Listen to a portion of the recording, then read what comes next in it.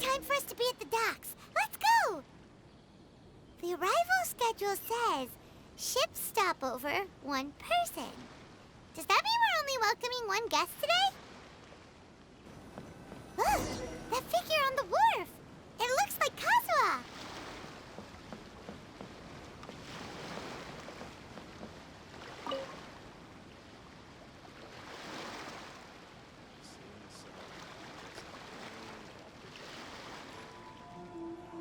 Greetings, traveler in Paimon. I heard there would be guides for the Irodori festival, but I didn't expect it would be you two. We didn't expect to see you either! Returning as a guest for the Irodori festival, no doubt. I was a little surprised myself when I received the invitation. But after wandering the outside world for so long, it's good to have an opportunity to return to my homeland and pay respects to my old friends. Kazuha, when we saw you in the distance just now, you seemed to be looking for something. What happened? Ah, yes. You see, when I came off the boat with everyone just now, I suddenly heard light footsteps around me. I could tell they were not footsteps of a regular passenger. But by the time I turned around, the person had already disappeared. I only heard a splash come from below the pier. Even though I didn't manage to catch a glimpse of them, I found this strange piece of paper by my feet. Oh, does the paper happen to have a poem written on it? Huh. How did you know?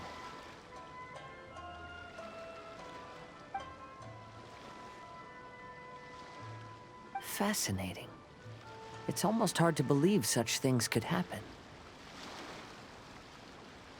Sure, here it is.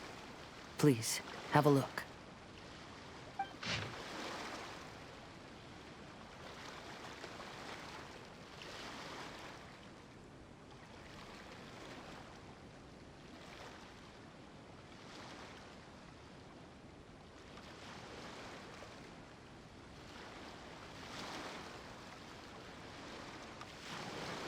Last time, Aoi no Okina's poem ended with a reference to Akihito. And sure enough, this is a story about him. Story this time basically says that Akihito got his name from his love of red seals. However, the shogun discovered that he had committed plagiarism, and he was soon exiled. Well, if Paimon were to rate today's story, it sounds pretty unfortunate. I don't think there's anything particularly wrong with this story. I too was once wanted as a criminal by the shogunate, so I'm not all that different from Akihito mentioned in this story. But according to the story, Akihito was exiled by the shogun because of his wrongdoings. You did nothing wrong, Kazuha. Huh? Traveler, what are you thinking about?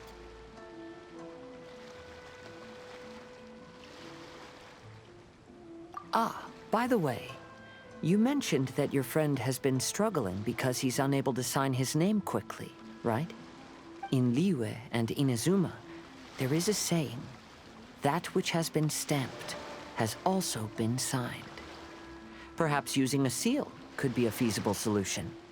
While sailing at sea, I sometimes carve things to pass the time. If you wish to create a stamp for his seal, I might be able to help.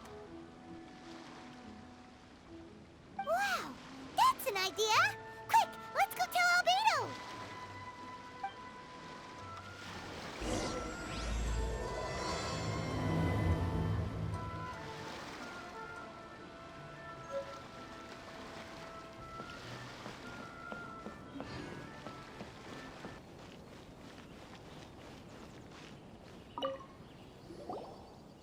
Albedo, we figured out a way to help Shincho! Interesting. A story of the 5 Kasen appears again, and with a timely solution. A stamped seal, huh? Let me think. Indeed, it is an efficient solution. If we use a stamp, then Xingqiu won't have to struggle with his handwriting anymore. However, since Xingqiu's signature has been previously revealed to the readers, it would seem insincere if he only used the stamped seal for his new books.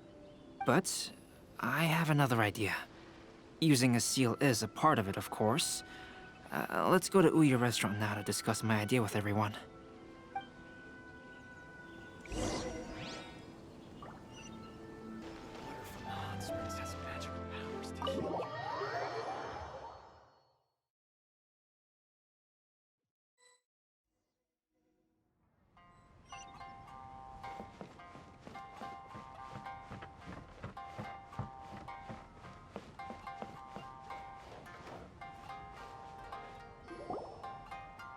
Yes, that's it, Jinyu.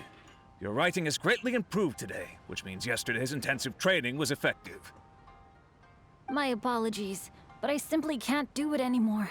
My hands are so sore that I can't even move them anymore.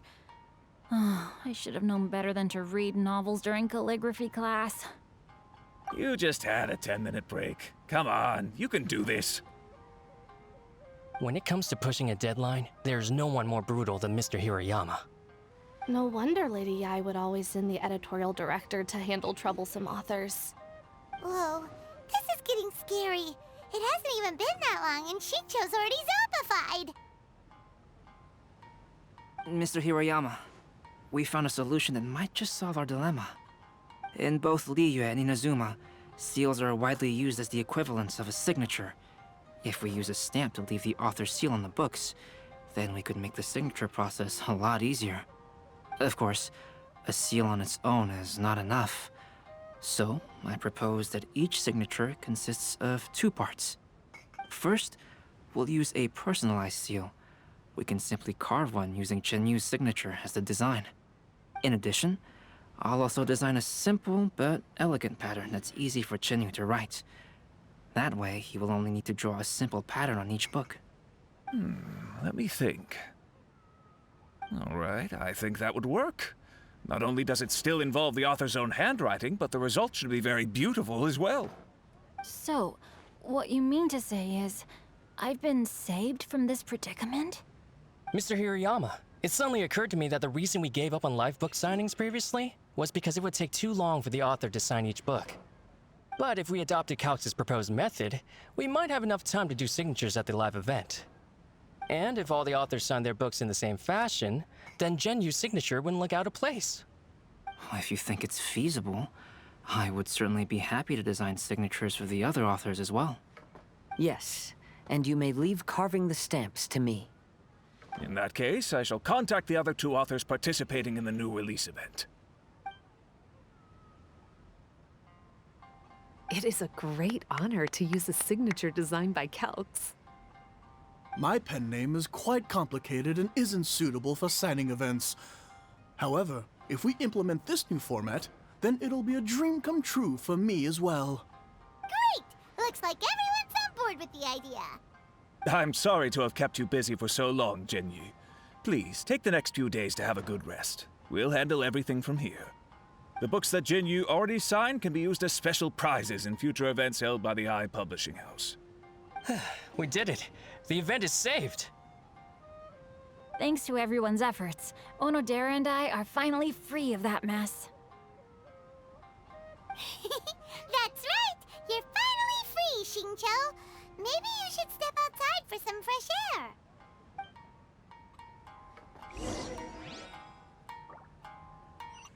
Onodera, please inform Lady Ai of the changes in the event planning when you have a moment. She will surely like to hear about our new idea. You're a quick thinker, Onodera.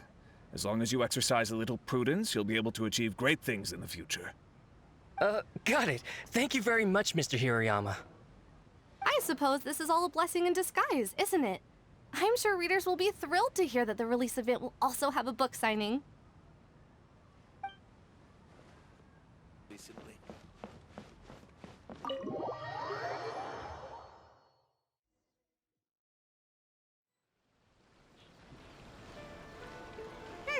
We still have some time to burn. Where should we go next? Traveler, there you are. Oh, it's Ayaka! And Venti! That's an interesting combo.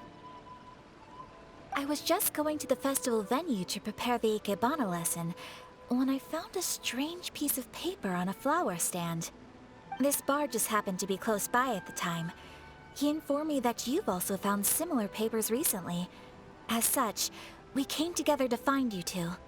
But the paper she found isn't quite the same as the ones we found before. Here's the paper. Please, have a look.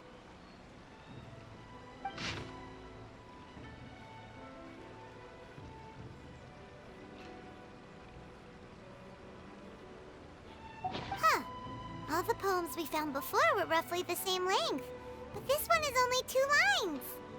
And even though there are only 2 short sentences, neither of them are next to the title or centered on the page. The position of the writing seems to indicate that there is other content written on this paper besides these 2 lines. If we take the poem literally, it reads, "Dip this paper in water and see the truth naturally appear." Speaking of which, I have an ancient text at home, specializing in ancient and exotic stories. It mentions a special ink that will show itself when wet and disappear when it's dry. So, shall we give it a whirl? It just so happens that there's a pond nearby. Is there anything in this book that will satisfy my taste?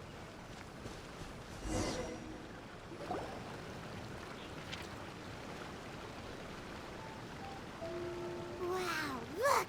It's really working! More words have appeared on the paper! Let Paimon see what it says.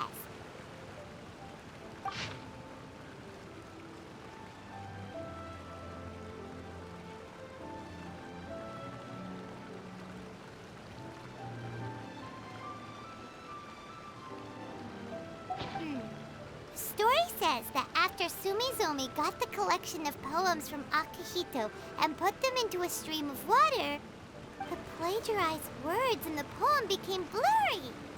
Huh? Why would that happen?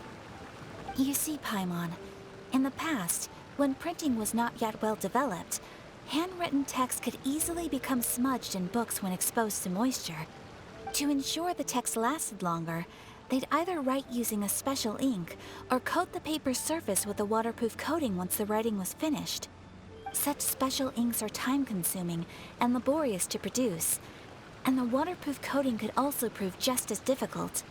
However, since Akihito's poetry collection was an important gift to be presented to the shogun, surely one of those 2 methods was used to protect it.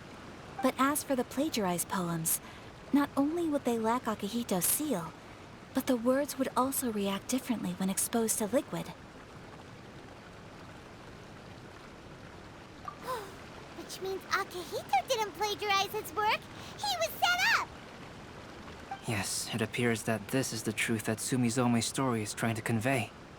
Although the story is saddening, I've decided on the subjects to use for Akihito and Sumizome's portraits. Kazuha, Ayaka, would you be willing to be the models for my paintings? I would be delighted. Yes, as would I. There you go. The next 2 portraits should be ready in no time. Yes. And now that all 4 stories have all been collected, the story of the 5 Kasen is now fully completed.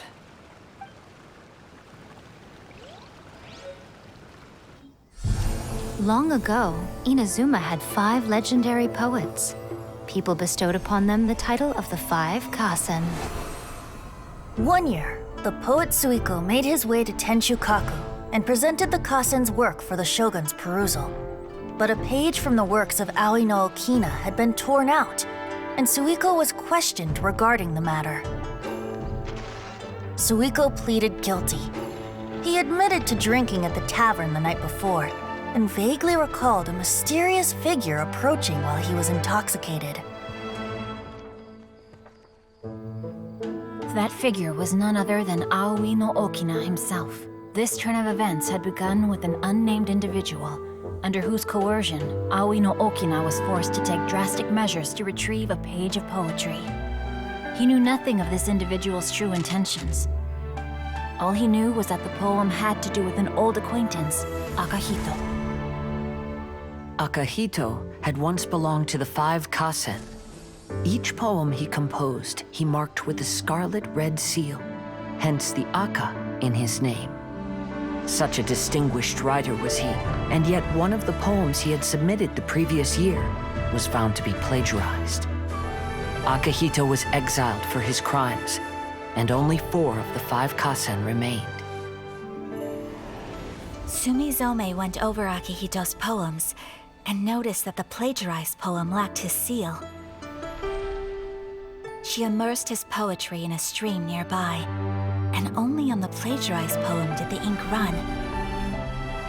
Aoi no Okina passed by and witnessed Sumizome's doing, which he then recorded in a poem. Thus transpired the events of Suiko's poetry submission, and this is where the story comes to an end.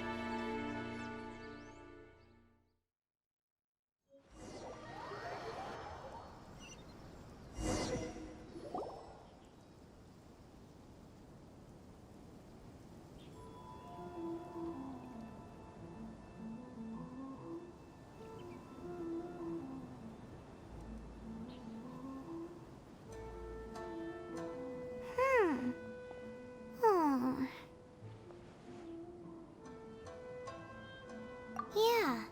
Ever since we completed the story of the 5 Kasen, there's still one thing Paimon hasn't been able to figure out.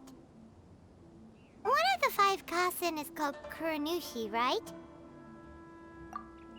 It's just that, how could the story of the 5 Kasen finish without him appearing at all? Oh, have you really not noticed? Huh? Not noticed what? This is no time to be playing games, Tone Deaf Bard! What he means is that the story of Kuronushi was already embedded within the 4 poems. Huh? Really? That's right. The key lies in the poem that Aoi no Okina wrote after seeing Sumizome rinsing the poetry collection. An average person could never understand the scene of a young girl washing Akihito's poetry collection in a stream. Even Aoi no Okina couldn't figure out the meaning behind Sumizome's actions. He was simply reminiscing and thinking about his old acquaintances. However, for the perpetrator who framed Akihito, it was completely obvious. He was worried that if this poem was seen by the Shogun, then the Shogun could discover the truth behind the plagiarism incident. If that happened, then he'd be finished. So, in desperation, he threatened Aoi no Okina to make him tear out this poem. Which means the one who threatened Aoi no Okina is the same person that framed Akihito. What? Kuronushi? That's right. Though there are only 4 poems, they still managed to tell the complete story of all 5 Kasen. Since the Shogun mentioned in the poems is certainly not the one of the 5 Kasen, the only character left is the mysterious one with an unknown identity. Oh, okay. Paimon is finally starting to get it now. However, this also brings something else to mind. The story of the 5 Kasen has more or less reflected everything that's been happening around us lately. Which begs the question, is there a Kuronushi in our world as well? A Kuronushi? In our world? Speaking of which, I wonder if our dear Kazuha has come up with anything. Oh, right! Kazuha! He's been pretty quiet this whole time. Let's ask him!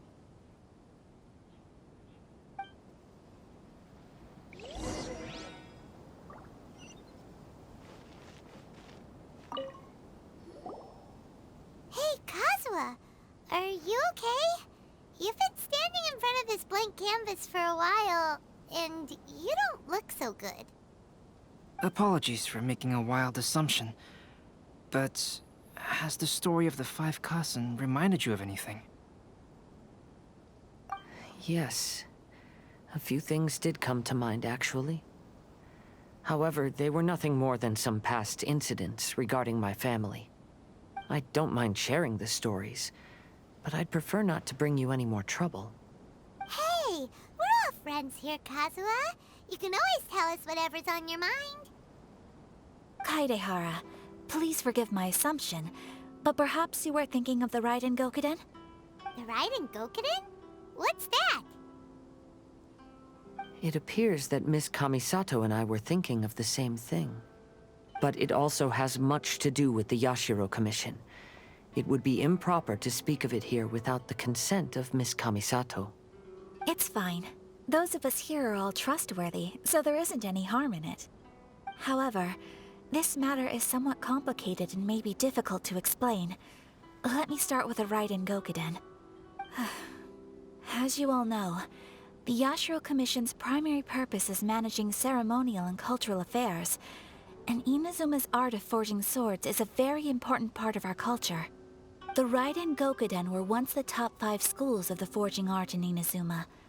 Although these families were swordsmiths by craft, they also held many important positions in the Yashiro Commission. Unfortunately, of the 5, only the Aminoma art still maintains its artisan lineage. The descendants of the Ishin art are also still alive, but the craft has been lost to time. The descendants of the Ishin art are none other than the Kaidehara family. Whoa! We knew Kazuha came from a noble family, but we had no idea about his connection to the Yashiro Commission and sword making. Yes, but that's all part of the past now. The Ishin art was lost with my great-grandfather's generation. My grandfather was dissatisfied with my great-grandfather's lack of effort. When he was young, my grandfather traveled all over Tevat to find a way to revive the family business. But it was to no avail. And in my generation, our last remaining family property was lost as well. I heard my elder brother mention that the decline of the Raiden Gokuden happened very rapidly. In the span of a few decades, 3 of the families suffered various misfortunes and disappeared completely. Later, there was speculation that all of these misfortunes stemmed from some background machinations, meaning that someone wanted to wipe out the Raiden Gokuden. However, since not every family of the Raiden Gokuden came to ruin, such explanations were treated as nothing more than a conspiracy theory. Indeed. I've also believed such ideas were just theories and rumors. However, I know that a major incident happened to my great-grandfather when he was young. Not only did it affect the Kaedehara clan, but it nearly jeopardized the Kamisato clan's position in the Yashiro Commission as well. After reading the story of the 5 Kasen, I can't help but feel like it's pointing me toward the truth behind that incident. What exactly happened to your great-grandfather, Kazuha? I still can't say. I need to speak with someone to verify the details. Let's meet here again at noon tomorrow. I will tell you everything I know then.